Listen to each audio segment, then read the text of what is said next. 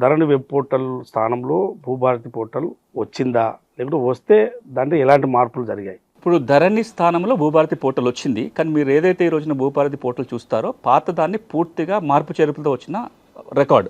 అంటే మోడల్స్ మారిపోయినాయి, దాని సాఫ్ట్వేర్లో మార్పులు, దాంట్లో తప్పులన్నీ సవరిస్తూ అంటే ఒక రినోవేటెడ్ పోర్టల్ మనకు కనపడుతుంది. ఉన్న ఇల్లునే కొంత రిపేర్ చేసుకొని దాన్ని కొనసాగిస్తున్నాము.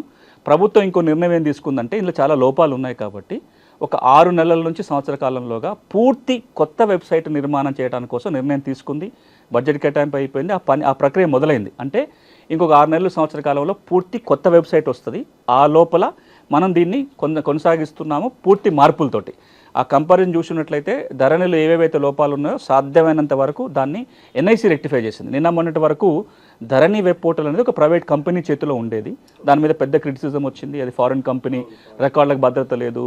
ఇప్పుడు కేంద్ర ప్రభుత్వం సంబంధించిన నేషనల్ ఇన్ఫర్మేటిక్స్ సెంటర్ ఎన్ఐసి చేతికి రికార్డు వెబ్సైట్ వచ్చేసింది. ఇప్పుడు ఎన్ఐసి వాళ్ళే ఈ మార్పులన్నీ చేశారు. ఇంకా అవసరం కొద్దీ మార్చుకుంటూ పోతున్నారు. ఒక 6 నెలల్లో పూర్తి కొత్త వెబ్సైట్ అందుబాటులోకి వస్తుంది.